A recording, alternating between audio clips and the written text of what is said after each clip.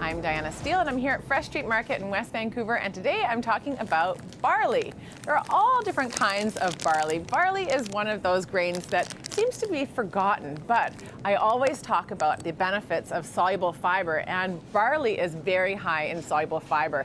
Soluble fiber is known to help lower cholesterol levels. It actually absorbs that cholesterol and removes it from your system. Now, because there's different forms of barley, it's important to know what you're buying. So there is the hulled barley, which is a little bit more difficult to find, maybe in some natural food stores, and it has just had the husk removed, and there's about 7 grams of fiber in hulled barley in half a cup cooked. In pearl barley, which is the type that you're going to find most commonly, there'll be about 2 grams of fiber. So it's a little bit less fiber, a little bit less nutrients because there's the bran and the germ that has been removed. But pearl barley cooks a little bit faster, and it is definitely easier to find. But you still get the benefit of that soluble fiber. In addition to the soluble fiber, you're going to get some niacin and selenium. There's also magnesium and manganese, so all kinds of nutrients in your barley.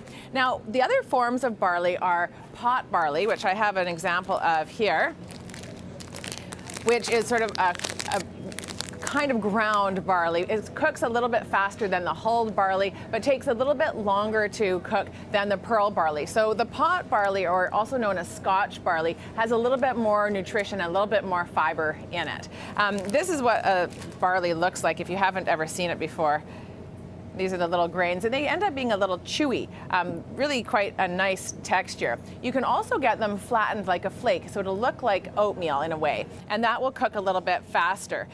Probably take about 1 hour and 40 for the hulled, 1 hour for the pot barley, and then about 45 minutes for the pearl barley, and then the flakes will take about 30 minutes, and you can even get quick barley, which has been steamed initially, and then you can cook that one in about 10 to 12 minutes. So barley overall is a very nutritious grain. You can add it to all kinds of things. I would use it the same way that you use rice. So instead of having your stir fry on rice, you could add it to your barley. You can add barley to your soup. I also love it in a Buddha bowl. If you don't know what a Buddha bowl is, it's a bunch of vegetables basically piled into a bowl with a sauce on top. So I'll usually put kale sliced up on the bottom, and then a spoonful of cooked barley. I'll maybe add some chickpeas or edamame for some protein in there, have some cherry tomatoes, maybe some shredded cabbage and bell peppers, and then you drizzle it with like a miso dressing of some sort, and delicious lunch or dinner if you wanted to have it. So all kinds of ways to use your barley. So another grain to include if you're trying to choose more whole grains, don't forget,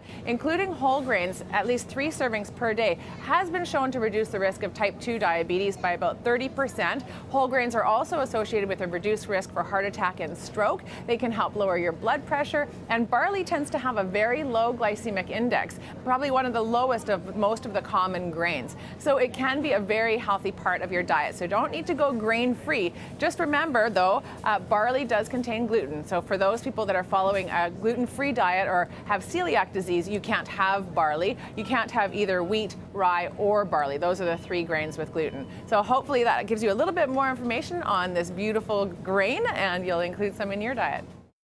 Thank you, Diana. If you'd like to know more about this segment or have any questions, you can contact Diana at 604-739-3290 or check out her website, eatingforenergy.com.